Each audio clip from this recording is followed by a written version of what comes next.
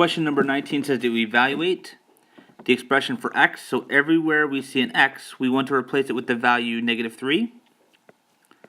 So I'm just going to rewrite my expression, but I'm going to leave a placeholder to put the -3 in.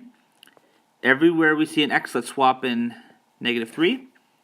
And then from here, once you have the variable substituted in for the number, it's just a matter of following your order of operations to work it out. Order of operations would say to do the parentheses, which these are just being used as placeholders. So we go next to exponents. We do the -3 squared, which would be -3 times -3, which is +9. So that part's done. Now we're going to do our multiplications and divisions from left to right. I have 2 times 9, which is 18. I also have a -5 times a -3, which would be a +15, minus 8.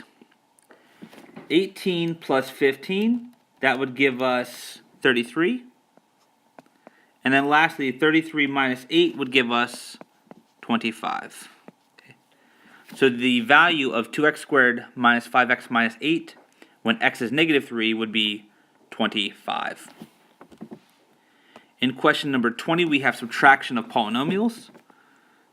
You keep the first polynomial the same, and then what we're going to do is distribute that -1 sign in, so we're going to add the opposite of the second polynomial.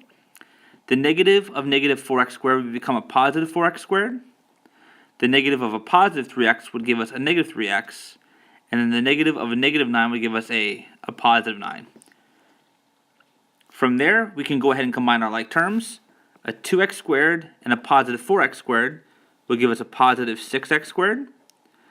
A -8x and a -3x would give us -11x. And then a +4 and a +9 would give us a +13. So that's our answer. In question 21, they want us to simplify. To begin, we first want to remove those parentheses by distributing. I need to distribute a 2 into the first grouping. 2 times 3a squared is 6a squared. 2 times -8a is a -16a. And 2 times +5 is +10.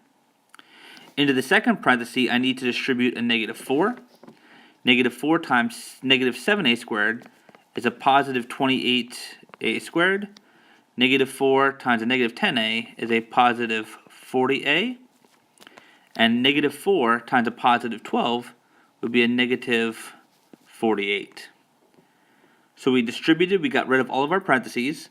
Now we can go ahead and combine like terms.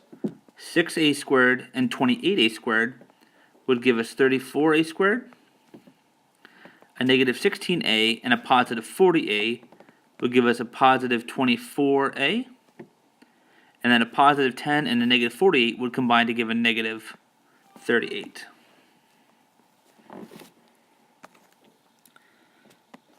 In question number 2, they want us to simplify. Be very careful with one like this. A common mistake that I'll see students will do is they'll just try and square each of those two terms. It doesn't work like that.